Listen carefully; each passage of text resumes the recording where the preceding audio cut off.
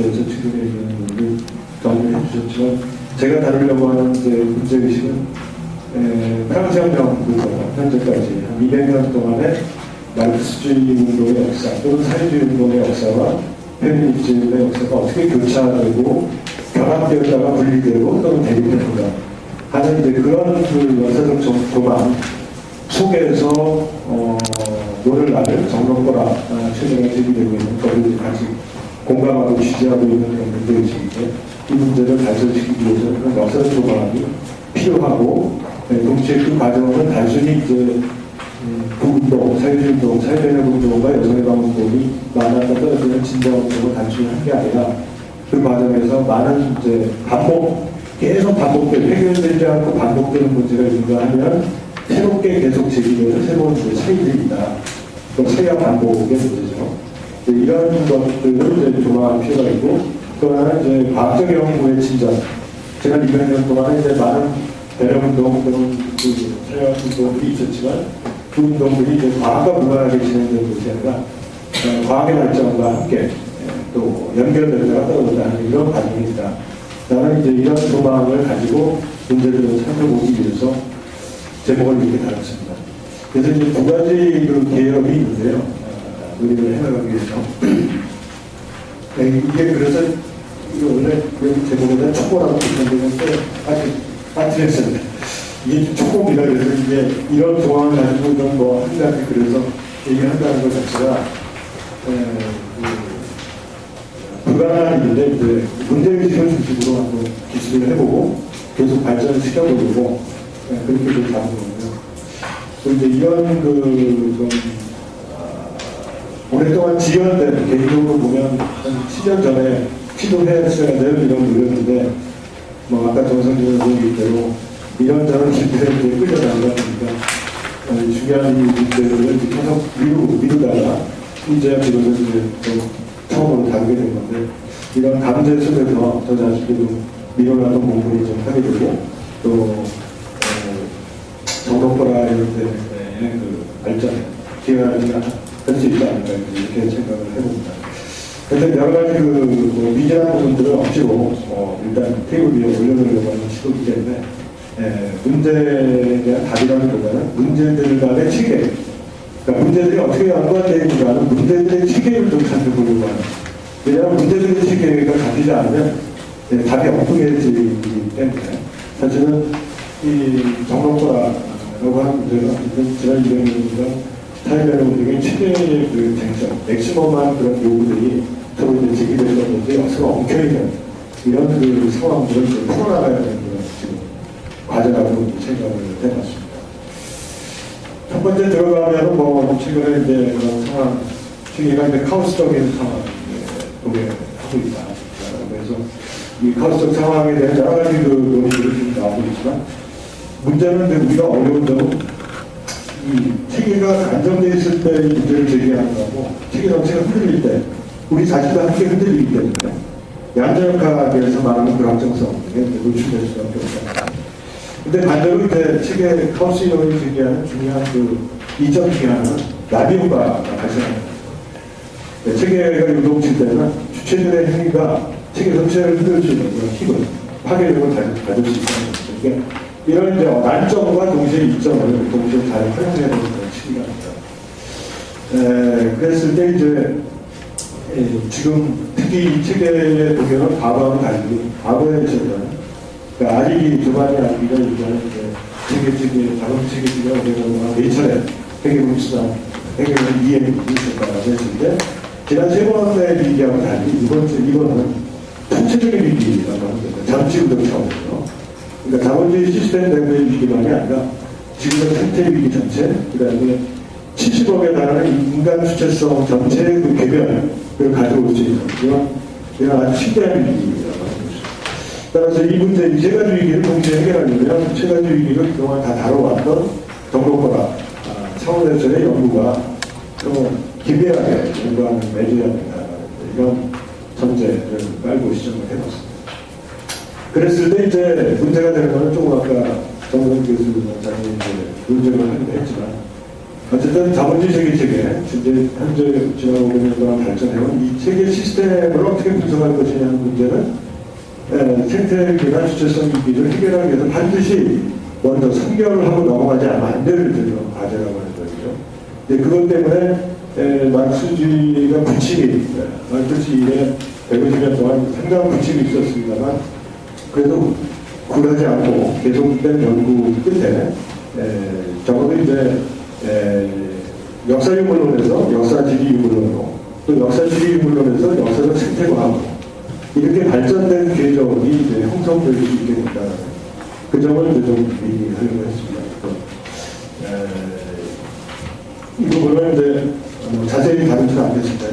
다만 이 부분의 그 중요성은 왜 그러냐면 아까 정성기 교수가 얘기했듯이 마르크스의 그 가치론 또는 마르크스가 얘기하는 생산적 노동 또는 사회적 노동이라는 그 개념이 그냥 이렇게 우리가 일상으로 쓰는 용어가 아니라 매우 정밀한 과학적 그 전체 체계 속에서 정의된 개념들이기 때문에 그 개념을 일상어법으로 그냥 사용하다 보면 자본주의 세계에 대해서 가장 비판적이고 과학적인 연구의 성과를 놓치고 소위 텐테론이나 그런 페미니즘에서 주장하고 있는 어떤 다위론을 무작정 현실에 이런 그 낭만주의적 오류, 어떤 비현실적인 어떤 요구에서 벗어나기 위해서는 마르크스주의가 발전시켜온 연구에 대한 충분한 체계적인 이해는 페미니즘의 발전을 위해서 반드시 요구되는 선결 조건의 중에 하나가 아닌가 이렇게 생각합니다. 물론 이 얘기는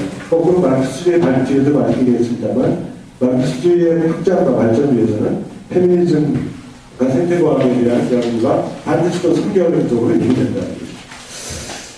제가 여기서 얘기하는 통섭이라는 말은 이제 비환원주의적 통섭이라는 건데요. 통섭이라는 말은 원래 자세히 쓰진 않았습니다만 제가 다른 책에서 2000년에 자세히 논쟁한 적이 있는데 콘실리언스라는 그 단어인데 최수천 교수가 이제 사회생과학자 윌슨의 책을 번역하면서 98년에 나온 콘실리언스 나름이라는 책을 번역하면서 통섭이라는 용어를 썼는데 이때 통자는 한자로도 3페이지에 맨 위에 보면 통섭이라고 콘실리언스라고 써있는데 통일 통자를 썼어요. 근데 저는 이거를 소통할 때 통자로 바꿔야 된다. 그게 원래 콘실리언스가 그 19세기에 윌리엄 휴월이라고 하는 이제 과학사람이에요. 그 사람이 처음 사용한 말인데 이 사람은 사이언스라는 개념을 이제 체계적으로 확립한 사람이기도 합니다. 근데 이 사람이 이제 사이언스라는 개념을 이제 일반화시키면서 동시에 위험이 있다. 사이언스들은 끊임없는 분과의 경향을 가지기 때문에 지식을 아주 파편화시킬 위험이 있으므로 동시에 컨실리언스를 끊임없이 시도해야 된다라고 이제 주장을 했던 것이죠. 그 말을 이제 말하자면 이때 통일이 아니라 함께 뛴다는 뜻이에요. 컨실리언스가 썸킹 투게더를 하면서 서로 네트워킹을 해야 된다는 거죠. 평등 네트워킹을 끊임없이 시도해야 된다. 즉 수직적 전문가와 더불어 수평적 네트워킹을 동시에 추진해야 된다는 의미로 썼기 때문에 이건 원래가 뜻 자체가 비환원주의적인 너는 이성적인 비슷한 게 있는데 이걸 이제 말하자면 윌슨이나 이제 최진철 교수는 자기 자의적으로 그걸 리덕셔니스트적인 자기 방법을 내게 맞춰가지고 이런 식으로 번역을 하는 바람에 사실 지금 완전히 오도된 형태로 팽행하고 있죠. 근데 환원주의라는 말은 사실 자본주의의 가장 큰 특징 중에 하나다. 또 아까 얘기했던 가상노동 프로젝트도 자본주의 자체가 원래 환원주의 특징을 하고 있다. 말하자면 사용가치로 교환가치로 교환가치로 화폐가치로 이들하고 자본축적으로 저희 자본추락 공식이죠. 부의 원천인 노동, 그 다음에 자연에너지, 수많은 자연자원 이런 것들을 이런 부채노동이나 임용노동들을 정부를 많이 속으로 환원시키는 거죠. 그 환원의 메커니즘을 밝힌 게 사실은 자본론이었던 거죠. 마르크스가 그 자본론 환원주의의 찬성에서 하니까 얼마나 철저하게 예를 들면 지난 몇백 년 동안 체계적이고 수학적이고 산술적이고 회계적으로 그 환원주의를 수행했는가를 비판하기 위해서 그 공식 작동 메커니즘을 보여준 거란 말이에요. 그리고 보여주면서 비판하는 것은 그런 넌리덕셔니스트적인 방식으로 자연과 인간의 신진대사를 회복해야 된다. 그렇게 회복함으로써 사용가치를 다시 복원시키고 아까 진정한 노동이라고 얘기했던 거 그리고 자연과의 교환의 생태적 관계를 형성해요. 그래서 그걸 커뮤니스트 소사이티라고 부르는 거고, 그런 자본주의적 노동사회, 자본주의적 환원주의를 비판할 수 있는 기준점을 이제 이렇게 세웠던 것이죠. 그런 관점에서 봐야 된다라고 한다면, 자본주의적 환원주의를 비판하려고 한다면, 이건 그렇기 때문에 당연히 계급 생태 3차라고 하는 그런 문제는 3차원적인 것이지 2차원적으로 풀어볼 수 있는 게 아니에요. 그래서 말하자면 그러니까 차원이 다르니까 차원이 다른 거는 2차원, 3차원으로 3차원, 2차원으로 해결될 수 있는 게 아니고 원래 수학에서 차원이라고 하면 그 차원에 해당되는 고유한 과제들을 갖고 있는 것이죠. 따라서 이것은 이제 문제 해결의 공식적 상호전성이라고 얘기합니다. 최근에 이제 그 번역되어 있는 페미니즘 왼쪽 날개의 트라, 이런 책에서도 세계적 페미니즘의 역사를 나중에 200년 동안 검토하면서 이런 관점에서 이제 문제를 바라보기를 이제 주장하는 낸시 폴스트롬이라든지 벨 프로모리 같은 사람들은 이건 아주 흥미로운 용어로 압축을 하고 있는데요. 각각의 어간에 모든 어간이 포함됩니다. 그 다음에 각 투쟁의 상대적 자율성을 동시에 인정한다. 그렇게 되면 하나냐 다수냐 난 딜레마에서 벗어날 수 있다는 거예요. 이걸 이제 저는 이게 프랙탈 이론에 의해서 과학적으로 설명될 수 있는 그런 문제다. 홀로그램이나 프랙탈이나 복잡적인 과학이나 이런 것들이 이제 이런 하나의 어간에 모든 어간에 포함되는 이런 관점을 아주 정교하게 발전시키고 있죠.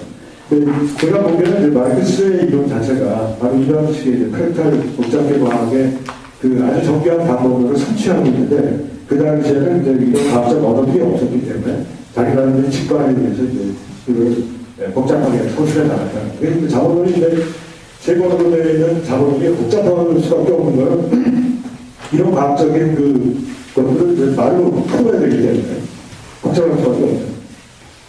그래서 이제 이런 관점에서 보게 되면 저희 역사의 문화가 생태과 페미니즘은 서로 교차적으로, 상호 교차적으로 수정과 보완이 필요한 거죠. 마르크스가 이제 1860년대, 70년대 아무리 정교한 직관에 의해서 뭘 만들어 놨다 하더라도 그 이후에 150년, 200년 후에 있을 일을 모두 얘기하고 다 미리 만들어 놨다고 얘기하고 그렇게 주장하는 건 미친놈이죠. 아니면 무슨 고대 주술사로 되돌아가든지 이런 얘기 있잖아요. 완전히 반과학적이 되니까. 반대로 이제 페미니즘에 대해서도 생태론에서 똑같은 얘기를 할 수 있다. 그렇게 보고 봤을 때 이제 우선 일단은 역사의 물론이 역사지리적 물론적 생태과학으로 어떻게 발전해 왔는지 또 연결되는지 그걸 개략적으로만 좀 설명드립니다. 좀 아까 이제 정선주가 이제 마스터의 플랜 8가지 요소들의 확장 미완성 계획이기만 했는데 그걸 이제 좀 체계적으로 발전시켜야 되는 경제학적으로 이제 시작을 했다고 저도 이제 다들 반갑게 글을 봤습니다. 근데 이제 그런 형태의 연구들이 이제 경로는 다르지만 몇 차례 그런 연구들이 중요한 연구들이 있었다는 거죠.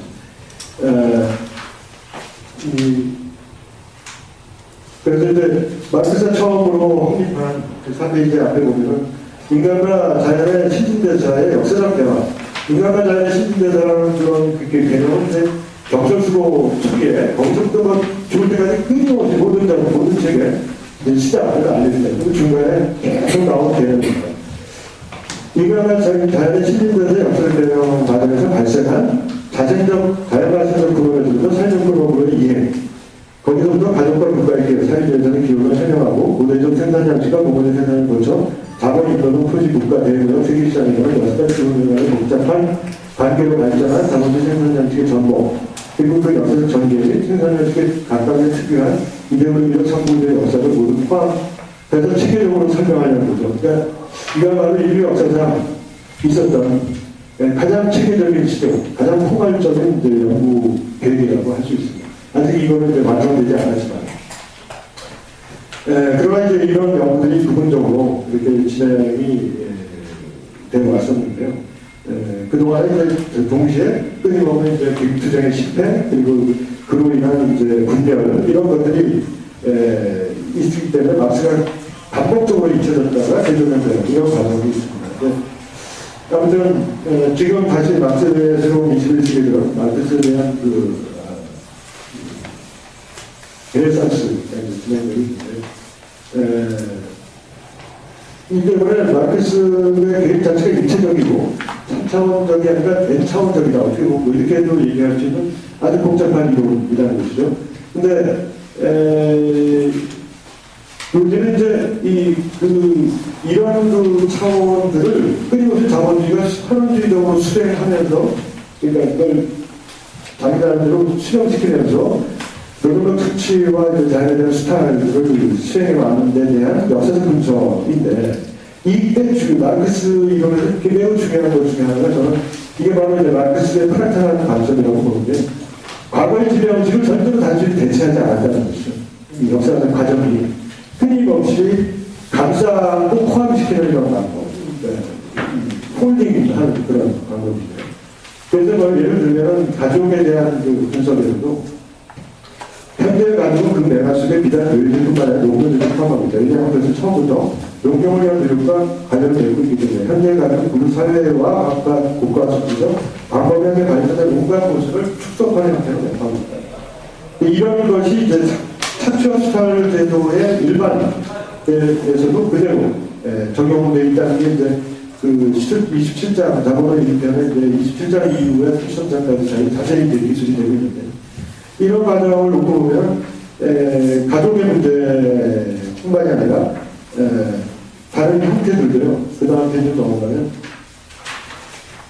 이 착취와 수탈의 이 과정이 현대적, 상대적 인간의 착취, 그 다음에 시초축적, 제국주의적 스타일, 그 다음에 탈시민주화에서의 신제국주의적 스타일, 이런 형태들이 사라지지 않게 무조건 포함되어 있다. 그래서 그 밑에 보면 오늘날 나타나는 것은 이게 그대로 고스란히 상대적 인류와 착취는 이제 정규직, 고임금 측면으로, 전체적 인류와 착취는 전임금 기승면으로 여성 노동에 집중되고 있고요. 그 다음에 이게 9개 유형으로 다시 실무가 되고 있고요.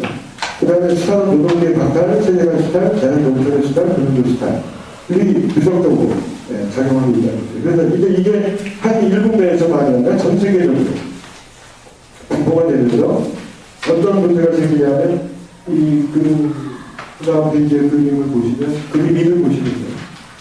역학수급포가 이제 일국내에서의 역학수급포가 세계적으로도 이렇게 나타나고 있다. 인구수와 소득을 놓고 보면요. 1%도 안 되는 70억의 1%면 한 7천만 명 정도 되겠죠. 그죠? 이 정도에 대한 선진국의 인구 다 부자를 전부 합해서 이 정도의 인구가 이제 말하는 초고소득이죠. 그러니까 수천 배, 수만 배에 달하는 이제 그 소득을 근로 투기 소득으로 서열하고 있고요. 나머지 인구는 이제 완전히 이제 그 밑바닥에 깔려 있는데요. 이게 이제 선진국과 개도국 그리고 저개발국으로 분류한다면, 대부분의 개도국과 저개발국의 대다수 인구는 그래서 자연과 노동력 수탈에 시달리고 있고요. 그리고 이제 말하자면 일부 인구들이 이제 저임금 착취에 노출되어 있고, 그리고 아주 소수의 일부가 고임금 착취 구조를 갖고 있는 이 경향이 만약에 이제 그대로 지금 같은 신자유주의 세계화의 구조, 그리고 이 구조를 만약에 EU와 중국과 미국이 서로 컨소시엄 형태로 G20가 지금 그런 식의 작동을 위해서 움직이고 있는데, G2, G7, G20 이 다층적인 컨소시엄이 계속 유지가 된다면 아마 이제 그 위에 말하자면 근로투기소득 유지를 그대로 놔둔 채 이 재원을 어디다 활용하냐면 착취제 유비쿼터스 공간 두바이에 만들어서 유비쿼터스 도시라고 한국도 지금 만들고 있습니다. 그 다음에 GNR 과학기술 혁신에 사용해서 전국적으로는 이제 매트릭스에서 얘기하는 것 같은 그런 시스템을 구축하려고 하는 노력으로 갈 확률입니다. 그렇게 되면 이제 2025년을 전후로 GNR 시스템이 안정 단계에 있게 되면 미국은 이제 중대급 이상, 중대급 규모를 전부 로봇으로 전환시키는 그런 계획을 갖고 있는데, 그렇게 되면 사실상 이제 저항이 불가능한 것이죠.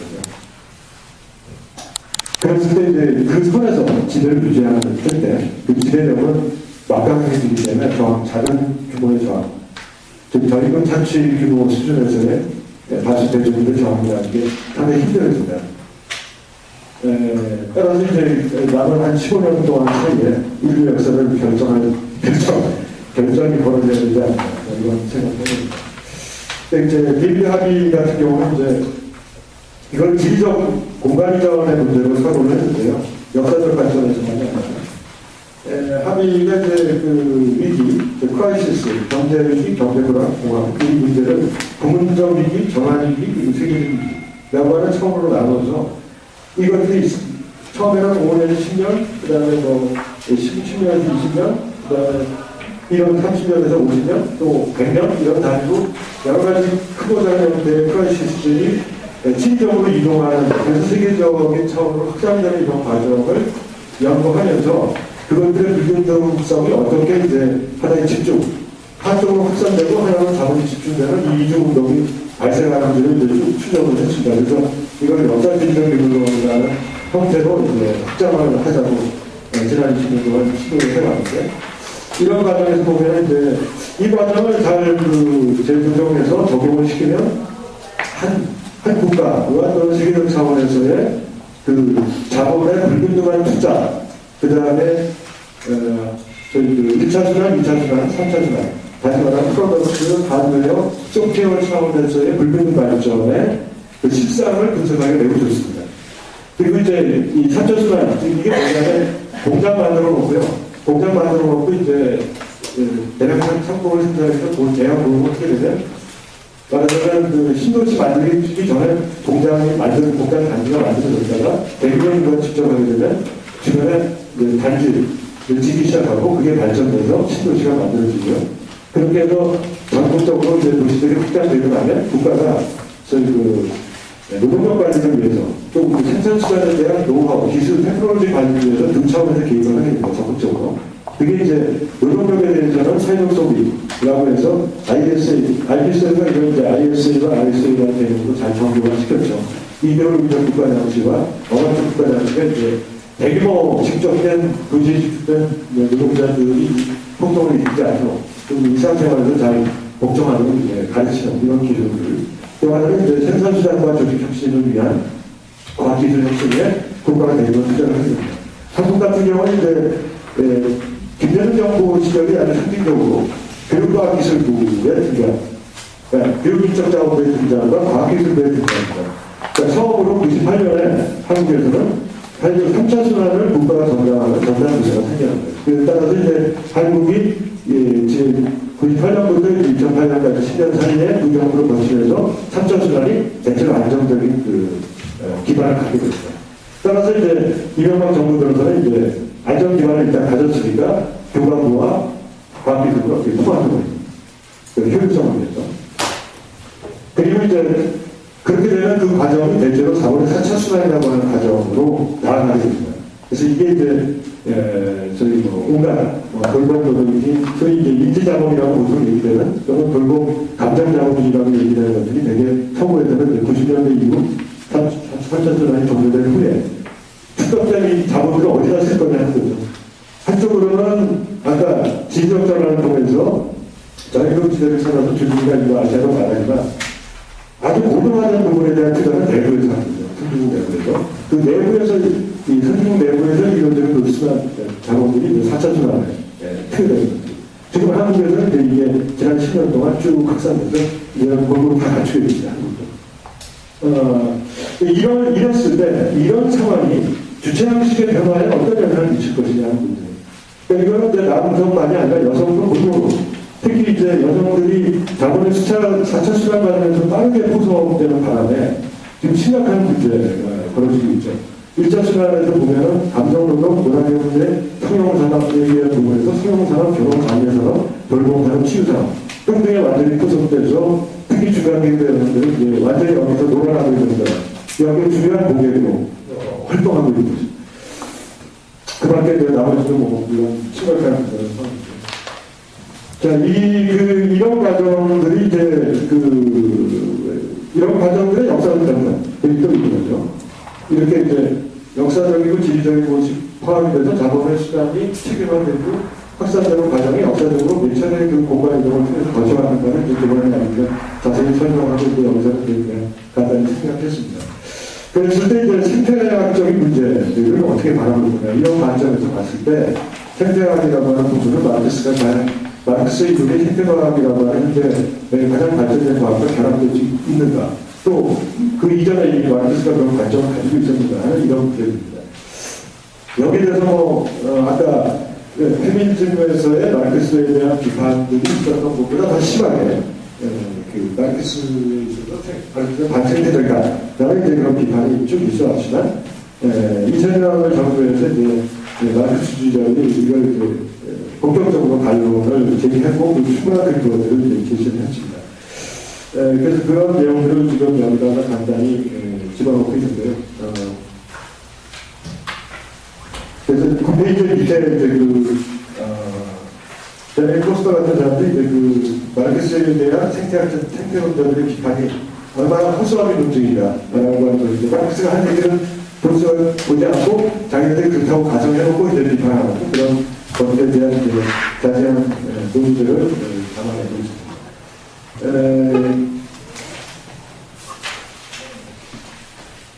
그리고 이제 이게 좀 기억이기 때문에 지금 생략을 해가고요. 그래서 10페이지에 보면요. 그래서 이제 이런 그 관점들을 하나의 표로 통합을 해봅니다. 그러니까,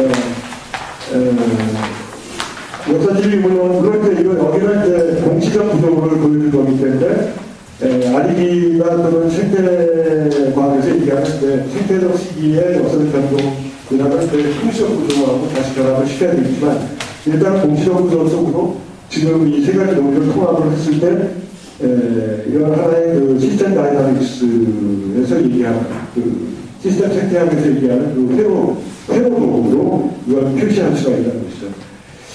이거하고 자연의 신진대사라고 하는 가장 넓은 콘텍스트가 위치하고 있고요. 우리가 경제라고 얘기하는 그 콘텍스트 내부에서 이제 한 부분에서 MCM-공식을 작동시키고 있고요, 자본주의가. 그리고 이제 그것이 이제 여러 가지 사회적 회로, 단순한 공장 내부의 생산이 아닌 아까 2차 수단, 3차 수단, 그리고 4차 수단에 이루어지는 광범위한 사회적 회로들이 어떻게 하위 또는 연결, 네트워크, 링크나 노드로서 연결되어 있는가. 그래서 크게 보면은 두 가지 축이 있는데, 세 가지 축가. 하나는 임금, 하나는 기업 이윤이라고 하는 것을 축으로 해서, 중세 노동력 재생산, 그리고 또 하나는 이제 금융 부분, 주식배당 은행이나 사업이익 시대 등등으로 인해서 연결이 돼서 진자운동을 합니다. 말하자면 금융 이윤율이 하락하게 되면 금융 팽창을 해서 M- 즉 내부에 경제대로에서 M에서 M-로 가는 이와 같이 부분이 기업금융으로 들어왔다가 산업계로 생산은 다시 재투자가 안 되고 그대로 금융 팽창 부분으로 투자가 되는 거예요. 그러니까 금융화라고 하는 거죠. 산업으로 가지 않습니다. 그때는 당연히 이제 이쪽 부분이 위축되겠죠. 반대로 이윤율이 높은 시기가 되면 실물 팽창으로 해서 금융적으로 가기보다는 이쪽으로 이동한다는 거죠. 이게 이제 아리기가 체계의 수단, 네번의 수단에서 역사적으로 어떻게 변하는지 자세히 경험했다는 것을 논쟁을 한다는 있는데, 전체를 버티고 있는 자본주의 구축이 있습니다. 국가라고 하는 자본주의 이전부터 있었던 이 국가라고 하는 인구와 세금을 관리하는 이 축과 또 하나는 이제 자본주의에서 축적된 자본 축적, 또 금융화되는 형태죠. 이것들의 두 축이 서로 동맹과 긴장을 이루면서 권력을 만들어냅니다. 이런 회로표를 이제 자세히, 이 회로표는 이제 플러스 마이너스로 작동하기 때문에 한쪽이 늘어나 한쪽이 줄고 또는 한쪽이 플러스돼서 다른 쪽이 플러스되면 매우 복잡한 회로도로 나눠 있는데, 하워드 우덴 같은 이제 시스템 생태학자가 한 2000페이지에 나가는 두꺼운 83년에 이 회로, 이 시스템 생태의 작동 회로를 보여준 바가 있어요. 네, 이것들이 가진 장점은 자본론 세고를 다 이해하지 못한다 하더라도 그것의 기본 작동의 핵심 원리를 이해할 수 있게 만들어준다는 거예요. 그랬을 때 이제 바로 뭐가 문제냐면, 여기서 아까 그 그림에서 10페이지 그림에서 보면 노동력 부분이 있습니다. 노동력이 한쪽으로는 생산수단과 연결이 되고 또 한쪽으로는 노동력 재생산이라는 부분하고 연관이 돼서 소비하고 연관이 됩니다. 이 부분은 기업 이윤과 같은 만큼 또 밑에 있는 국가나 다른 축적과는 만큼 중요한 이게 전체制度에서의 말하자면 이게 하나의 허브죠. 매우 중요한 허브입니다. 이 부분이 어떤 작동을 하느냐에 따라서 나머지 부분의 필요치가 다 달라져요. 이 문제를 다루려면 결국은 14페이지에서 보겠습니다. A차원에서 기존에 사용하는 에너지 고갈과 함께 모든 위기가 확산되지만 동시에 B차원에서 상품 생산이 증가하는 여성 노동력의 증가가 되고 과거에는 비상품력으로 참여한 노동력 계산의 전방 과정을 상품화할 뿐만 아니라 그에 대한 국가의 계획까지 없이 확대되면서 가족관계, 성애적, 정신관계 해체와 복잡화를 양보할 수밖에 없습니다. 이 마르크스주의에서는 이데올로기적 국가정치라는 개념으로 놔둔 것 이외에는 여성 노동의 확대, 가족 형태, 성정체의 변화에 대한 문제로 발전시키는 문제다. 따라서 이 문제를 어떻게 다룰 것인가? 이건 마르크스주의 자체 내부에서만 다룰 수가 없다. 여기서 이제 말하자면 페미니즘적인 시각과 많이 이루어지고 있어요. 그런데 이제 이렇게 만나려면 사실은 양대가 일정하게 공통점을 갖고 있어야 되는 거죠. 공통점이 어떤 것인가를 따져보면 보통 페미니즘은 자유주의 페미니즘을 1세대로 보고 60년대 페미니즘을 2세대 페미니즘으로 보통 다루고 있는데 이렇게 보면 공통점이 없어요. 그런데 더 넓은 틀로 바라보게 되는 공통점이 생깁니다. 18세기 말에 프랑스 혁명기까지 소급하게 되면 노동해방과 여성해방의 문제가 서로 무관하거나 적대적인 것이 아니고 성적 차이라는 문제도 18세기 말부터 제시됩니다. 그래서 이런 19세기 초 유토피아 사회주의 페미니즘에서는 이런 문제들이 다 시켜나가게 되어 있습니다. 그래서 이런 역사적 맥락에서 되돌아보게 되면 15페이지 중간을 보게 되면요. 노동권과 여성권은 혁명기, 프랑스 혁명, 러시아 혁명, 미파 혁명 기에는 결합을 했다가 혁명이 제조될 때는 분리가 돼요. 이렇게 분리의 결합과 분리의 반복적인 순환 녹슬에 놓여있습니다. 이 순환 주기로 개발해주면 한 주기가 대략 한 세기에 걸쳐 이루어졌습니다. 즉 19세기에는 1789년 48년까지 결합이 되어 있었다가 1871년에서 1910년대까지 분리가 되었습니다. 다시 1917년에서 29년에는 직접적으로 결합, 콜럼타임을 중심으로 한 볼셰비키의 페미니스트적 활동에 의해서 결합되어 있다가 또 소강 상태로 이루어졌다가 1960년대, 90년대에는 2세대 페미니즘 등장과 다양한 형태의 분리주의가 확산되는 그런 시간입니다. 그 중간에 그냥 소강 상태라고 할 수 있습니다. 그러다가 다시 이제 21세기에 들어서는 새로운 결합의 시도가 나타납니다. 이렇게 볼 경우에 사회변화과 페미니즘의 결합은 비선행위의 해체와 새로운 행위가 등장하는 이 얘기만 나타났고 미국 해결의 해체에 해당되는 현 시기에는 다시 결합이라는 유의되는 과제가 시대적 요청을 제기됩니다. 그런데 이런 500년 동안의 이 상황에서 단순한 반복이 아니고 세계권의 지적 교체와 교실형체 조직형체, 공간적 팽창, 다른 형태의 혁명운동이라는 차이를 만들어내는 방법인 것처럼 지난 220년 동안 이루어진 사회변화운동과 페미니즘의 결합을 심한 것이 단순한 반복이 아니라 차이를 만드는 과정입니다. 따라서 이런 과제들을 이제 역사적으로 검토하는 일이 마르크스주의와 페미니즘의 결합에 대한 성교체성을 확인하는 과정이 될 수 있습니다. 이걸 이제 노동권과 여성권의 전환 요구의 계보라고 하는 부분과 그 다음에 앵겔스의 여성의 남자 그리고 또한 이렇게 세 가지 경우로 그냥 제가 시간도 없고 아는 바가 별로 없기 때문에 제가 아는 범위 내에서 이제 그 부분만 추려을 해봅니다. 그런데 이 재미있는 것은 뭐냐면 사실은 이런 결합을 하자고 요구한 것은 페미니스트들이었지 마르크스주의자나 또는 사회주의자들이 아니었다. 아주 극히 일부러지요.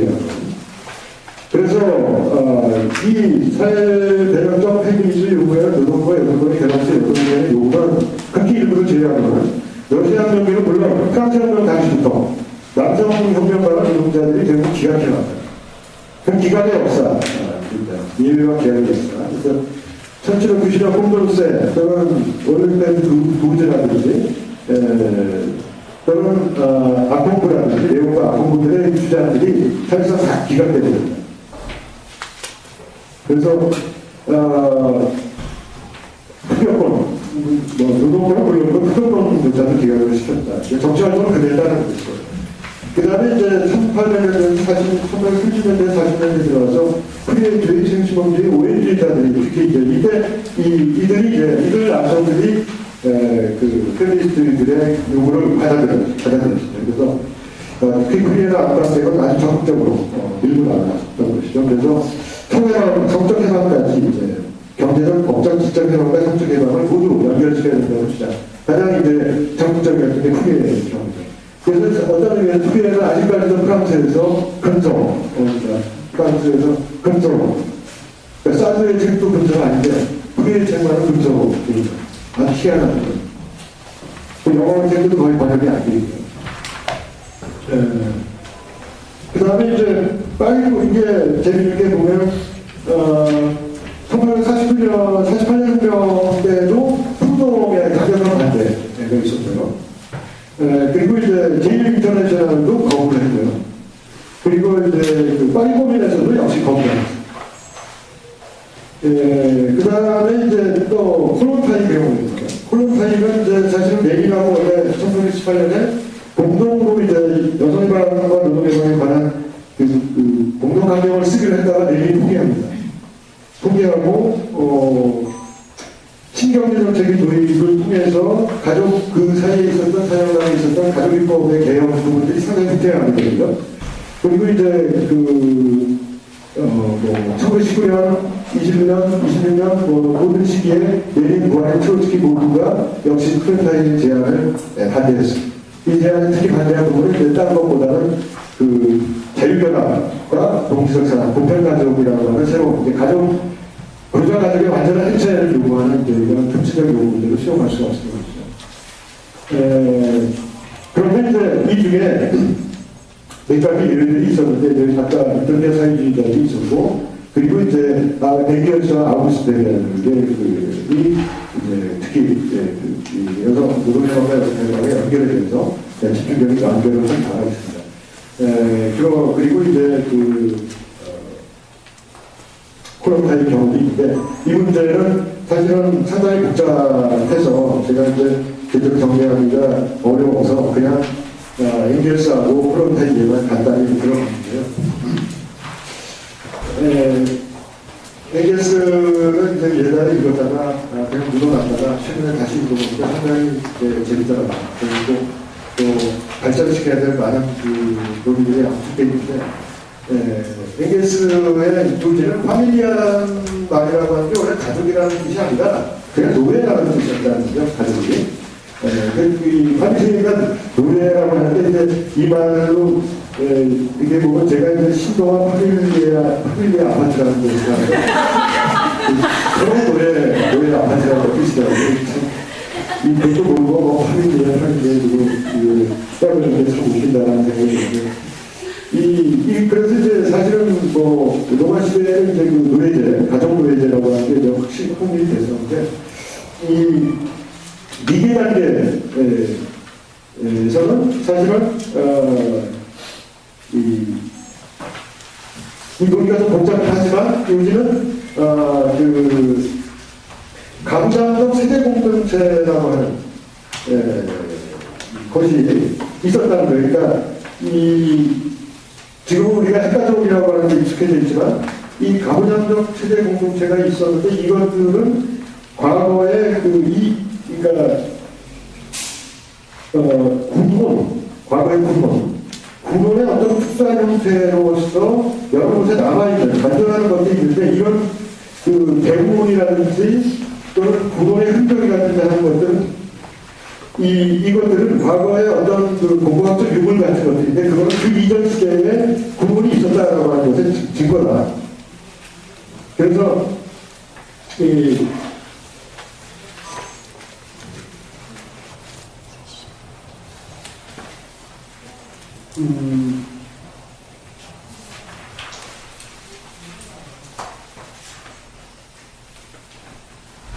페이지에 보시면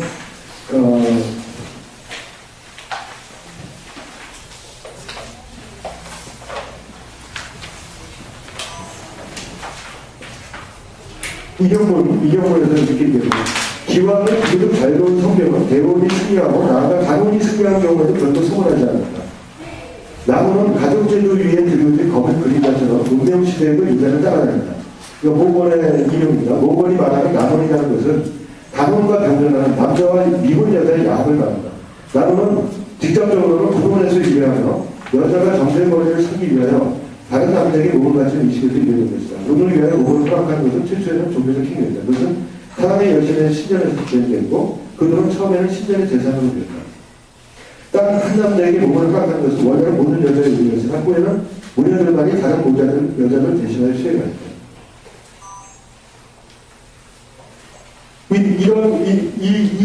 이 구절 이전에 이제 구론에 대한 설명이 있는데요. 그러니까 구론이라고 하는 것들이라고 하는 게 모건제의 중요한 특징이었던 그 구론이 해체되는 과정에서 이런 흔적들이 남아있고 종교제도가 이것들을 이제 그러니까 모건에서 가부장제로 넘어가는 이행 과정에 많은 시간들이 탄생했고 그 시간들에서 이런 흔적들이 나타나고 있다는 사례로 이런 이제 여러 가지 긴 인용들을 하고 있습니다. 근데 시간이 괜찮나요?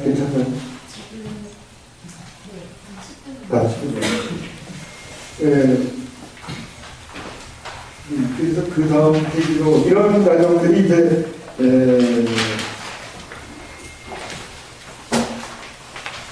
그 19페이지 그 인용 밑에 읽었어요. 인용은 바로 밑에. 엥겔스는 현대에 이르러 프롤레타리아의 경우에는 고전적 인민mil천의 모든 기초가 제공되어 있기 때문에 또 대공부에 대해서 여자가 가정에서 무덤시장과 공장으로 나와 종종 가족의 부양자가 됨으로써 프롤레타리아 가정에서의 남편의 집에는 그 마지막 잔재받은 존재가 여자가 없게 된다고 생각합니다. 이들은 이미 엄밀한 의미에서 인민mil천의 가족이 아니므로 그 영원한 동반자인 나돌이나 간통의 여기서는 보잘것없는 역할을 하며 아내는 이혼의 권리를 실질적으로 회복하게 된다는 겁니다. 하지만 엥겔스는 대공범이 여성에게 사회적 생산으로의 길을 다시 열어주었지만 과거의 모건 시대에 여성의 집안 살림을 맡아보는 것은 남편의 식료품을 획득하는 것과 마찬가지 사회적으로 필요한 생활활동이었다. 라고 얘기하면서 그렇게 됐지만 그가 사회적 노동에 참가해 독립적인 벌이를 하려면 가정 살림을 못하게 되고 그 반대의 경우에는 사회적 활동을 못하기 때문에 여성의 집을 공장에 진출하고 의사의 변호사를 막론하고 어느 분야의 직장으로 마찬가지 문제를 가져왔다. 그러므로 여성의 만의 첫 번째 조건은 여성 전체가 사회적 노동을 복귀하는 것이며 그러기 위해서는 개별 가족이 사회의 경제적 단위가 되지 않아야 한다라고 하는 그 점을 보지 않습니다. 그리고 나서 1부 2018년에서 한 걸음 더 나갑니다. 과거 사회적 개혁은 적어도 성숙할 수 있는 한국적인 재화 중 한없이 많은 부분을 사회적 소유로 만들었기 때문에 누구를 상습적으로 할 것인가를 가지고 신경 쓸 필요가 없다. 그러나 일부 일체제는 소멸하지 않을 뿐 아니라 반대로 그때에 비로소 제대로 시작될 것이라고 말해서 방해하지 않을 것이다. 통계적으로 산출할 수 있는 일정한 수의 여자가 돈을 받고 몸을 팔 필요도 소멸할 것입니다. 내용은 소멸할 것이나 일부 일체제는 이게 된 것이 아니라 마침내 남자의 대신에 흡수가 될 것이다. 그래야 남자의 지위는 상당히 변합니다. 그러나 여자의 지위 역시 심한 경쟁이 되는 것이다. 생산수단이 공유된 것은 개별 가족은 이제 사회의 경제적 단위가 되지 않을 것이다.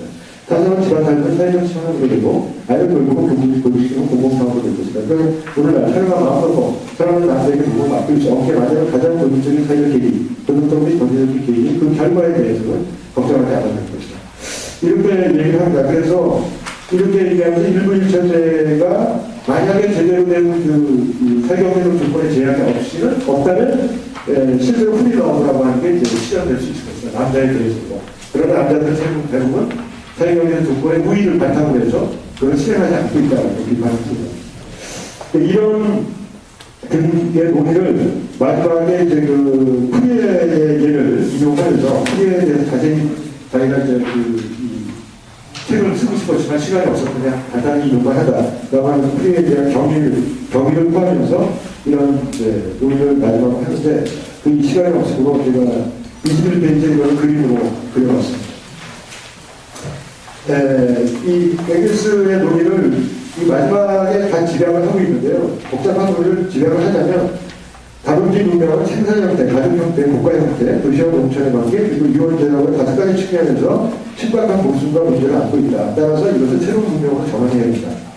그래서 이제 노동력과 생산수단이 사회화를 해야 되고 양성대 남성지위를 종식시키고 양성평등과 그리고 모든 노동의 사회화를 해야 되고 여성의 노동, 가정노동, 양노동 전부를 사회화시켜야 되고 나눠 내용을 없애면서 일부 일체제를 유지하는, 즉 자유로운 프리러브와 일부 일체제. 그러나 여기에 대해서 확신은 못합니다. 의미로서 확신은 못해요. 그건 알아서 미래세대가 결정할 것이다. 그 다음에 이제 자유가 경험에 대한 물질 창출 시장을 폐지하고 개인의 소유의 상품 등장, 이런 형태로 이제 할 때 문제가 되는 것은 1, 2, 3 이런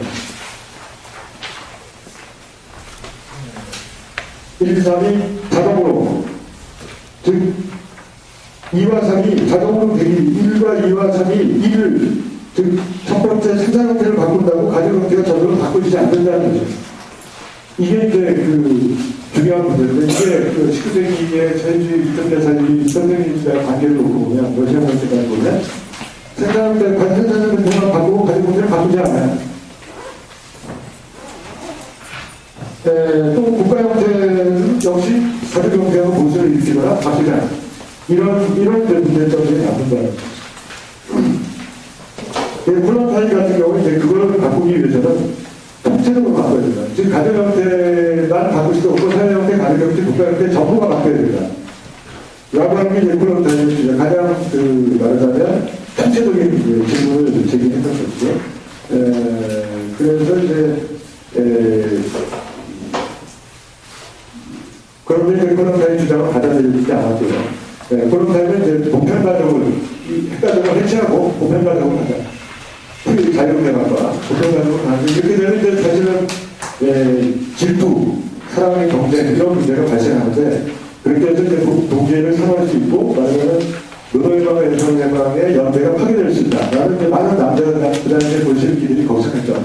이런 문제들에 대해서 콜론타인은 이제 이걸 사랑의 기술, 이걸 사랑의 학교라고 하는 교육을 통해서, 교육을 통해서 그 문제를 극복해 나가야 된다라고 주장을 했는데, 그게 이제 사실은 국가 형태에서, 국가 차원에서의 새로운 교육이라고 하는 문제하고 맞물려진다고 얘기할 수도 있겠습니다.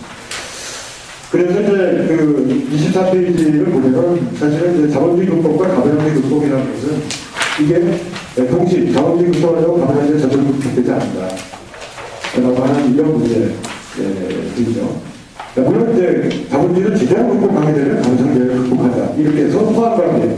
이거는 아까 얘기한 대로 분리된 것이 아니라 서로 포함되어 있기 때문에 포함관계를 전제로 하게 되죠.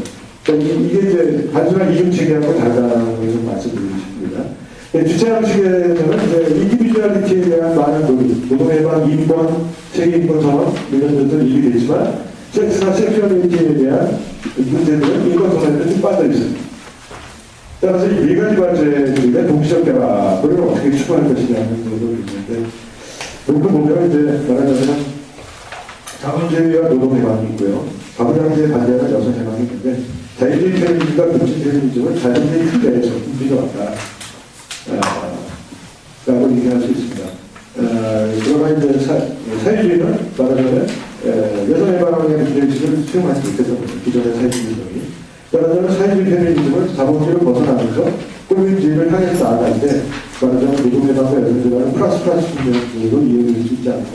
뭐 이렇게 요약을 일단 그냥 쉽게 해봤고요. 나라에서는 이제 지금 제가 뭐 잘 모르기 때문에 오늘 논의에서 같이 토론해보고 싶은 것이 이제 이중체계론, 이제 그 이중체계론을 좀 더 넘어서서 자유주의 페미니즘, 급진 페미니즘, 막시주의 페미니즘, 이중체계를 문제점을 통합하려고 했던 11대 월비의 60년대 작업, 고전적인 작업이죠. 여기서 얘기하는 이제 그 사적 가부장제와 공적 가부장제의 역사적 차원과 동시에 이제 가부장제로 구성하는 6가지 요소, 그간의 위상 변동에 관한 논의, 이런 논의가 있는데, 이거는 이제 생산장식 이론처럼 이제 가부장제를 체계화시키려고 하는 역사적이고 공식적으로 체계화시키려는 이론에는 이제 한 가지 문제점은 좀 나열됩니다. 상관관계가 나열시키다라고 생각이 드는데, 고등학교 선생님이 최근 낸 책을 보면 상당히 체계적으로 이렇게 정리가 되어 있더라고요. 그래서 제가 저 자신의 이해를 위해서 한번 표를 만들어봅니다. 굉장히 체계적인데, 성관계, 성노동, 성장치라고 하는 대목주가 있죠. 성관계 안에 4개의 생산관계, 관계들이 있어요. 성적 생산관계, 거래관계, 교환관련관계, 교육관계가 있고, 여기서 가장 핵심은 전체적인 핵심은 성적 생산 관계였던 것 같아요. 그래서 이 생산 관계를 세 가지로 인간 생산, 쾌락 생산, 상품 생산으로 나누고 이 각각의 해당되는 거래 관계, 권력 관계, 계급 관계, 성노동, 이데올로기나 관계적 장치가 어떻게 작동하는지를 쭉 보여주는 것이죠. 근데 오늘 발제문에 아까 와서 잠깐 읽어봤더니 이 가계 생산이라는 부분이 따로 있더라고요. 이 가계 생산이라는 부분은 이 책에서는 따로 독립된 논리로 나오지 않는데 어떤 것인지 나중에 아마 설명하실 거라고 생각되는데, 그런데 이제 이런 점에서 보면은 마르크스 자본론 같은 생산 양식 이론을 내부에 포함하는 어떤 성이론 같은 그런 구도를 취하고 있는 것 같아요. 그리고 이것이 이제 이런 것을 세계적인 범위에서 작동하는 것을 설명하기 위해서 가부장적 세계 체계론이라든지 글로벌 페미니즘 이론을 제작하고 있는데, 이럴 경우에 한 가지 좀 난점은 뭐냐면 자본주의가 이제 말하자면 인간 생산과 쾌락 생산을 상품 생산에 동속 환원시켜 왔단 말이죠. 근데 이제 이렇게 돼서 봤는데 이 마르크스의 이론은 이 메커니즘을 쭉 설명을 했는데 반해서 이것들을 비환원주의적으로 다룰 때는 어떻게 해야 되느냐를 설명하지 않았기 때문에 사실은 소비주의 사회에 대한 전망을 낼 수 있는지 대안의 이해기 경로를 설계하지 못했던 겁니다. 이런 점에서 이제 고등생의 이 제안은 대안설계의 이해기 경로를 설계하는 데 매우 유용한 틀이 되지 않을까 이런 생각이 듭니다.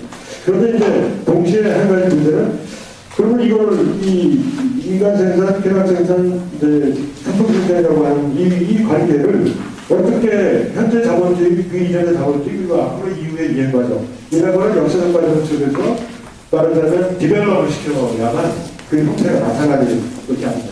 아직은 이제 이런 걸 통해서 현재 공시적 구조를 설명하는 데에만 역점을 두기 때문에 그게 나타나지 않아서 그 부분이 이제 어떻게 전개될 것인가가 중요한 문제가 되지 않을까 이런 생각이 들고요.